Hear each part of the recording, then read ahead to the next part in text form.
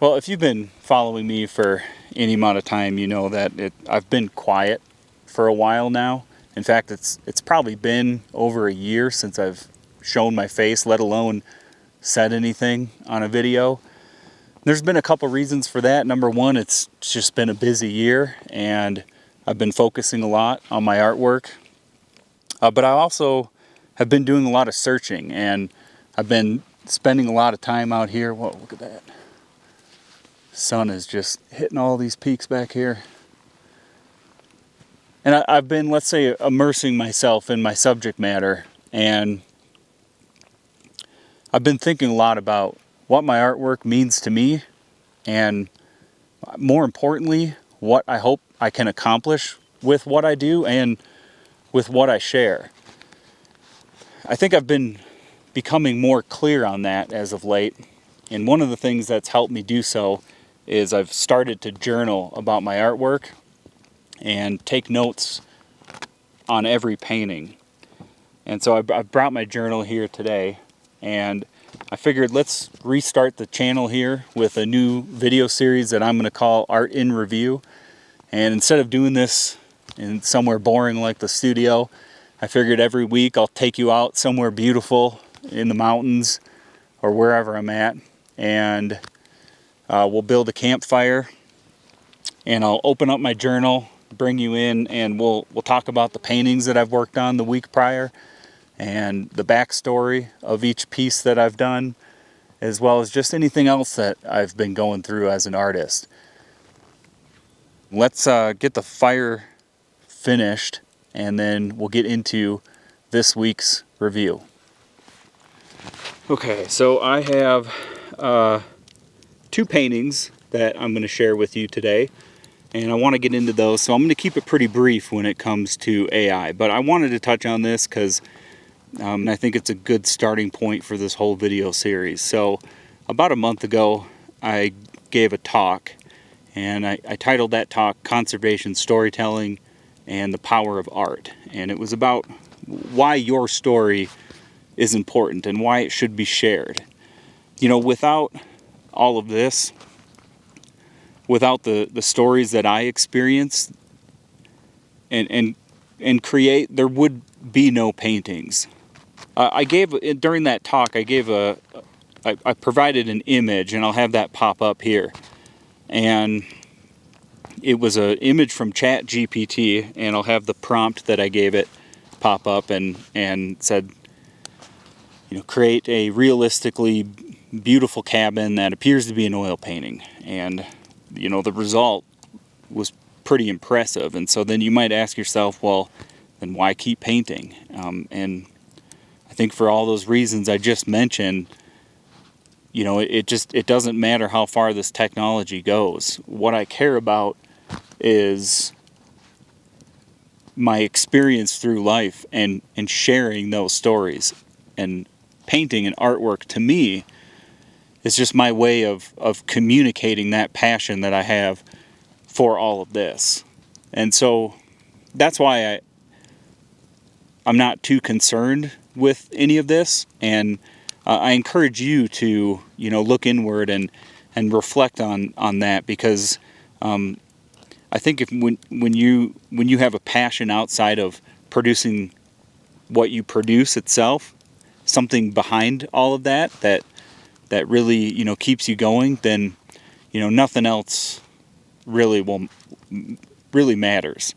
And that's what keeps me excited about painting, excited about the future, and sharing more artwork. And, you know, that's really never going to change so long as I can come out here and experience all of this. So I guess that's kind of my thoughts on AI, and that's why I think more than ever it's good to do things like this. We need real connections, and we need to be sharing our own stories, because I think when everything else becomes commoditized, that's all we have left. And so anyways, I think there's a bright future in everything, and more than ever we're going to be able to focus on, you know, what we care about the most, and that's our purpose, not our product. So with that, let's get into the first painting. So I'm going to have the time lapse or the footage pop up. I have the backstory here as well as some other things, but I'm going to start with my materials here in the beginning. I used titanium white, phthalo blue, cad red, cad orange, magenta, cad yellow lemon, and cad yellow deep. The blue and red were used as my black and to mute the colors along with white. In the sky I used white and yellow lemon and added yellow deep, along with orange as I moved away from the sun. I muted magenta and a touch of orange for the clouds. The mountains I muted some blue and magenta to keep it warm. The trees were just my black with a little bit of orange and some yellow deep added along the way. And then the same colors were used in the creek as in the sky above. I painted this painting in 2 sessions, the second being the following morning when it was tacky but not dry. A thin wash was used to establish color and value, and then I built it up from there. My biggest concern from a technical standpoint was my brushwork through the trees.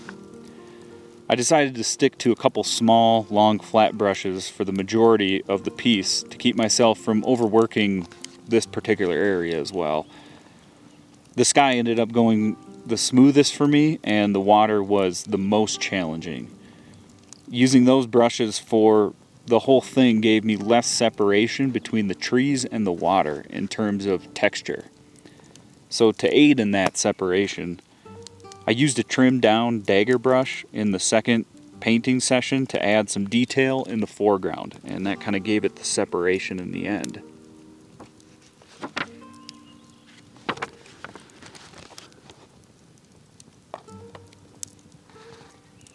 So I'm going to go back to now the backstory of this painting as it starts to come together.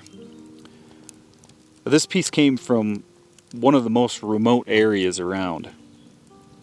In search for elk, a small group of us made it 4.5 miles in before we lost the sun that day.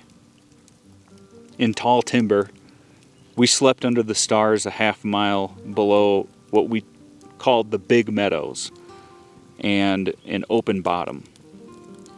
A few hours after bed, a bull bugled through the meadow and off into the mountain above. At daylight, we worked up the trail and through the meadows. The creek was shallow enough to tiptoe across the rocks. After crossing, I remember looking to my left and freezing up for a second.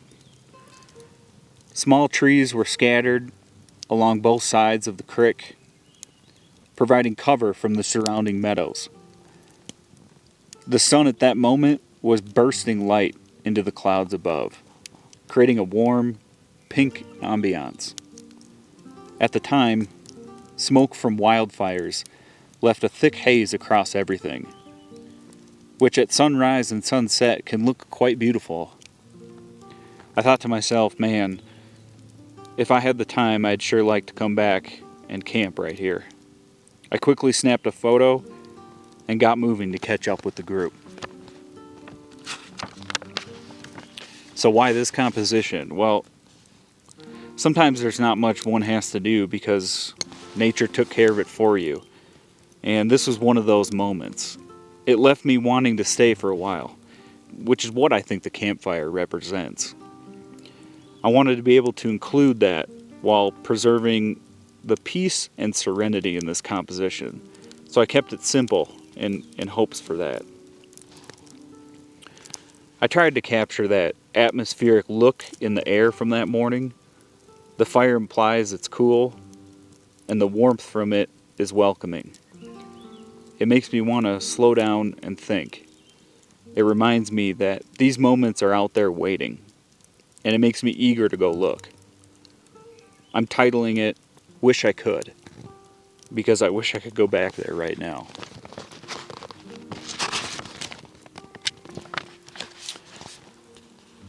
So moving forward, this painting has got me thinking about camp and campfires. I'm not sure how or what that looks like, but I want to put some time into that and see where it leads.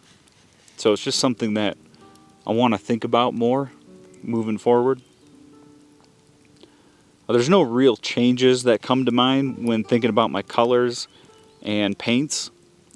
With my brushwork, I'm questioning the dagger brush, and I'm looking to challenge its purpose in my process with the use of other styles.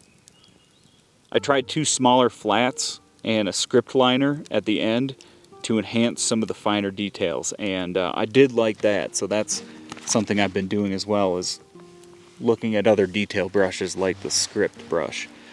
So that's the first painting, and this painting will actually had been the last that I did on a acrylic gesso. So that was a gessoed hardboard. And so this next painting that I'm going to share with you is the first painting that I actually did on an oil primed ACM aluminum panel. But it's the first time I've used an oil primer. And so this next painting, which will be of a storm cloud and elk, we'll get into right when I refresh the fire here.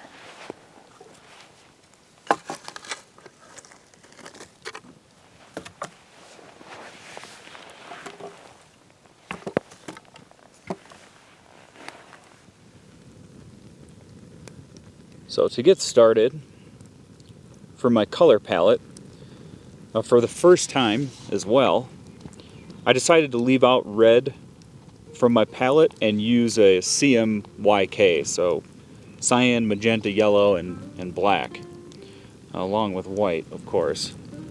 So my colors were phthalo blue, magenta, 2 yellows, cad yellow deep, and cad yellow lemon. I like using those 2 yellows because just cad yellow is more opaque, and what I like about these colors is cad yellow deep is more on the transparent side, and cad yellow lemon is just being on the lighter side is helpful, and it's also not as opaque as well. So they're just good yellows to use, and I like using both of them.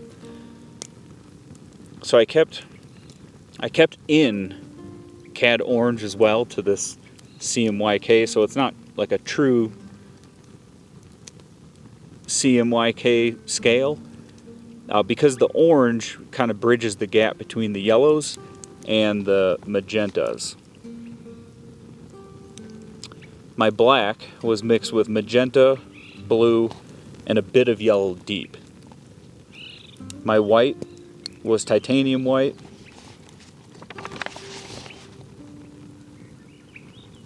In the sky, I mixed a little bit of white with my black, and I warmed up the mixture as I got lower around the cloud.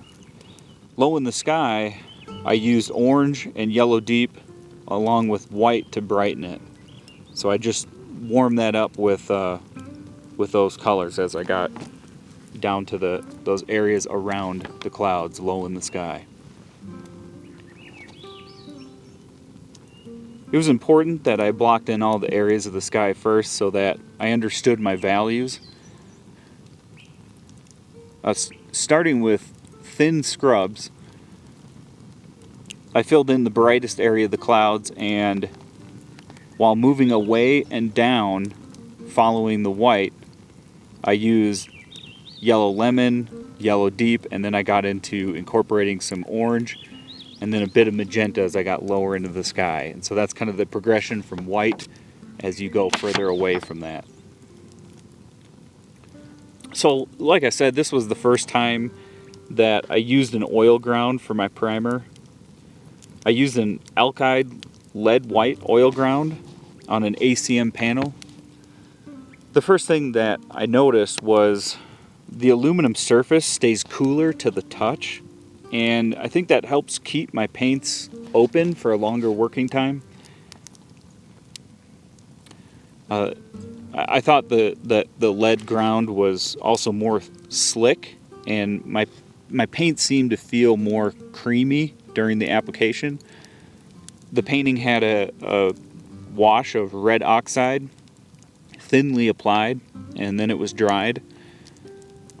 The painting itself was finished wet thereafter, so I did complete this painting before any of it dried. It did tack up a little bit towards the end.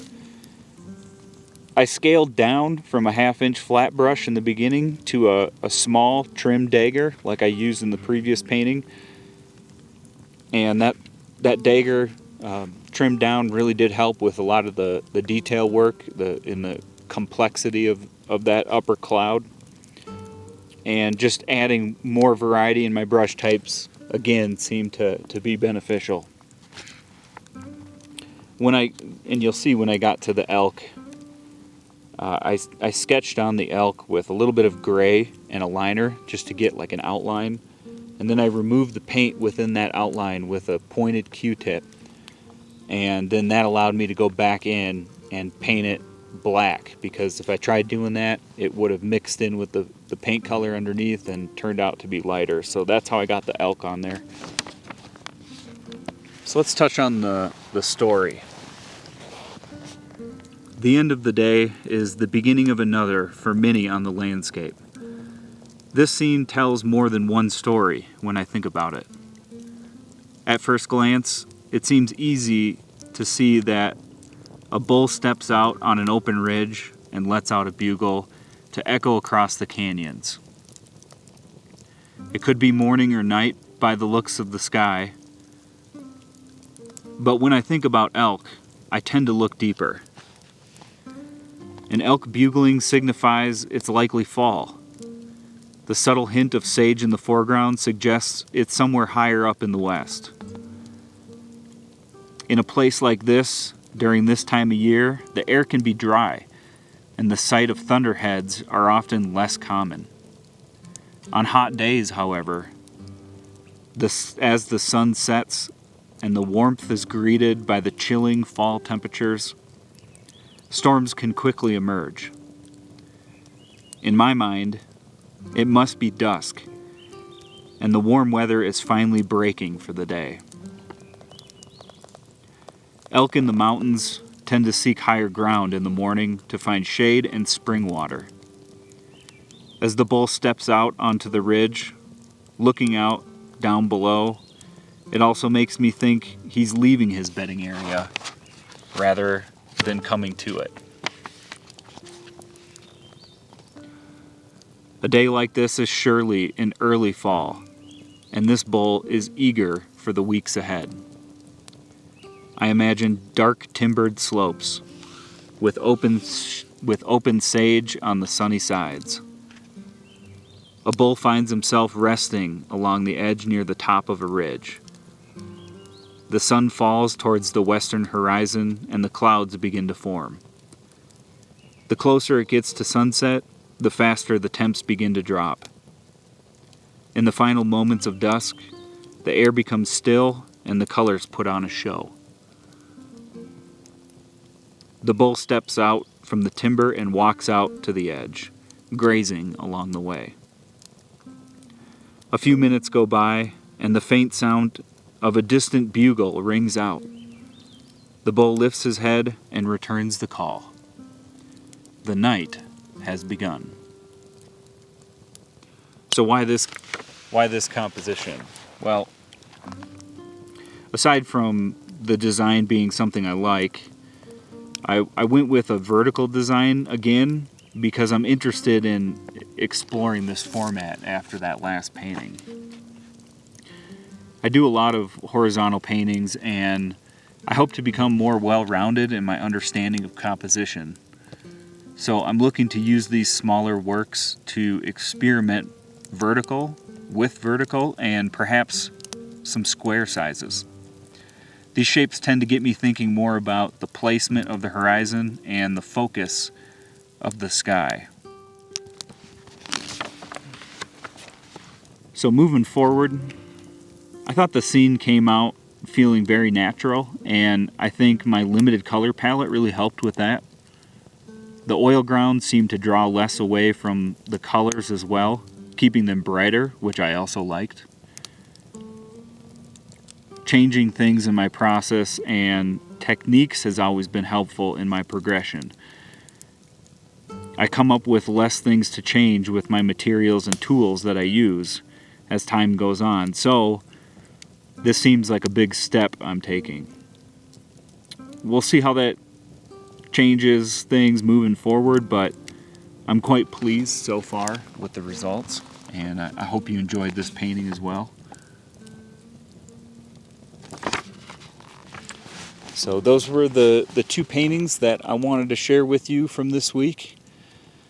I did start work on a larger 24 by 36, and that one's also on the aluminum panel with an oil ground, and it's depicting a wolf coming across the foreground in the winter at night, northern lights in the sky, and I'm going to put a camp in the back, kind of depicted back in the trees.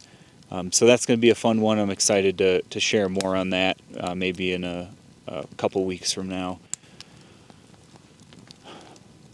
But I think I'm going to call it a night. It got dark pretty quick out here. And I'm going to go hang my food and get ready for the morning. Hopefully the weather cooperates and it clears up, and we'll have a cool sunrise to share. So stick around for that. And I'm going to hopefully find a good place to paint somewhere up on top of the ridge here, and share a plein air painting in the morning as well. So I guess with that, I'll see you in the morning.